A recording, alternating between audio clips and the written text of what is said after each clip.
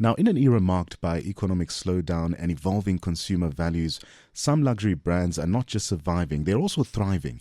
According to Brand Finance's Luxury and Premium 50, that's the 2025 report, the total brand value of the world's top 50 luxury names has soared to 317 billion US dollars. Now, Porsche, very interesting. It retains its crown as the most valuable, while Chanel leads its value growth. But how are these brands staying relevant?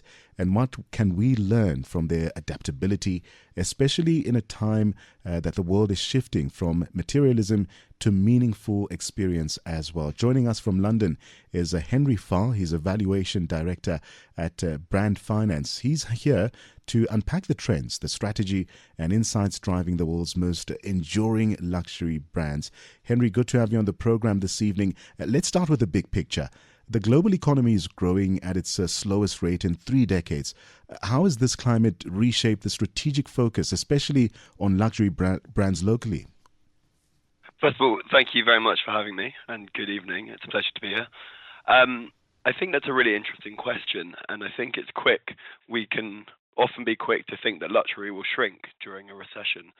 But what we actually find quite often is that it might be those affordable luxury brands that perform slightly worse, those ones that, say, you or I or the average consumer might see as a treat.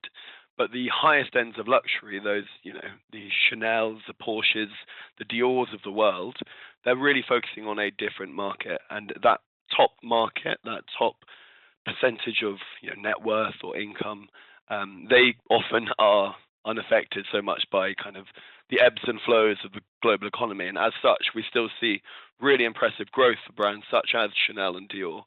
And really, it just comes down to differentiation for those, offering something truly unique to the luxury consumer that, for many of us, we can only dream of.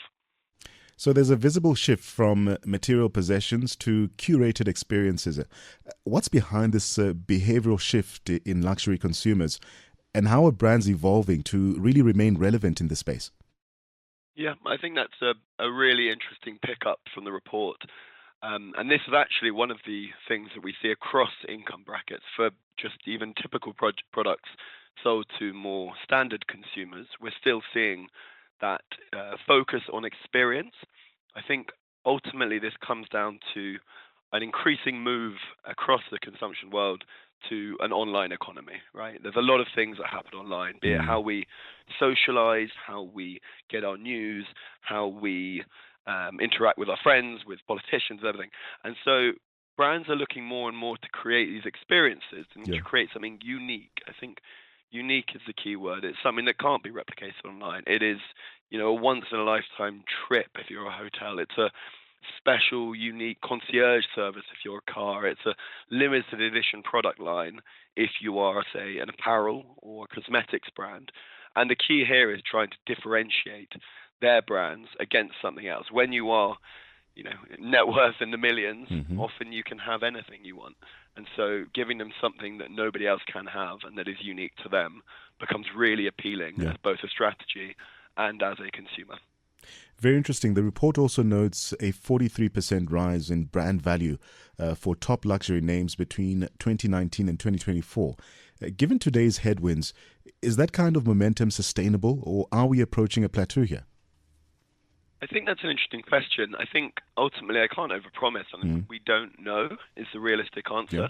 I think if the luxury economy stays the exact same it is now, then no, I imagine it will slow down. But the luxury economy is built on change and innovation. You've just asked, and we've just discussed, differentiation through unique experiences. Perhaps in the next 5 years, it becomes something even more social about how you interact with these brands. I think their sustained growth will rely on their ability to innovate. It's likely that there will still be demand for luxury products, but whether that will continue to be matched by a supply of new luxury products is interesting. You speaking to us coming live from London this evening, evening South African time, but looking at the South African context, South Africa does have the highest concentration of luxury stores on the continent if you look at this research, with hubs like Sandton and the V&A waterfront leading the way. What makes South Africa such a strong contender in this global luxury market?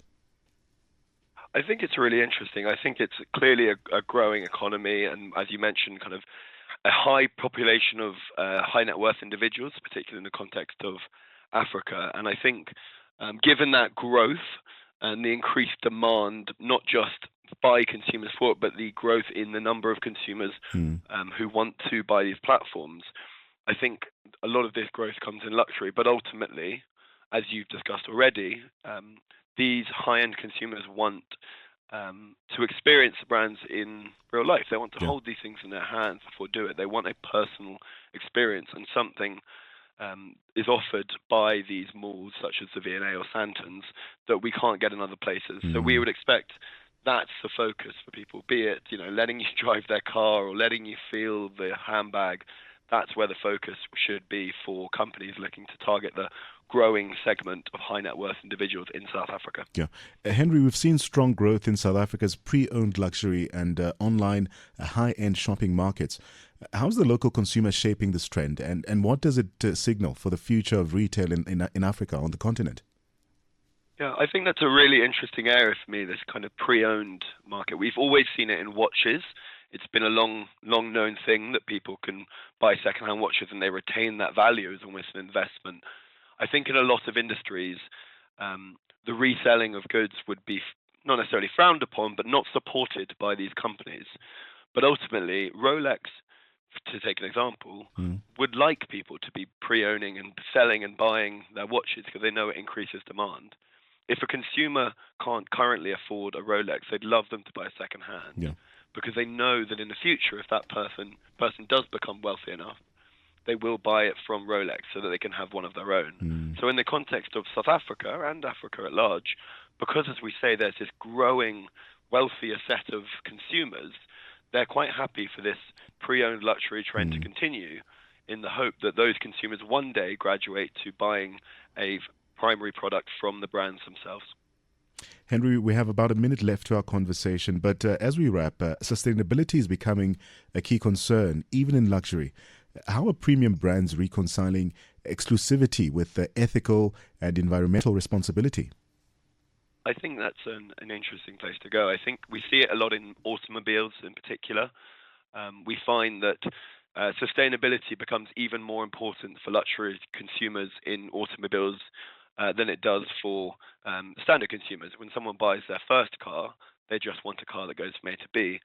If they're buying their third, fourth, fifth car, they often want an electric vehicle. We're seeing this through brands like Tesla, but not just Tesla, other luxury automobile providers who aren't traditionally electric vehicle providers are pivoting this way to make sure that their vehicles stand out from the rest. I think it always comes back to differentiating yourself. And whereas in something like apparel or cosmetics, the differentiation comes through quality of product, perhaps at the expense of sustainability. Within luxury automobiles, innovation and sustainability is really the future of how these brands can differentiate and remain sustainable. And that was Henry Farr, the Valuation Director at Brand Finance in London, helping us unpack what's keeping the world's top luxury brands not just relevant, but resilient in a changing global economy.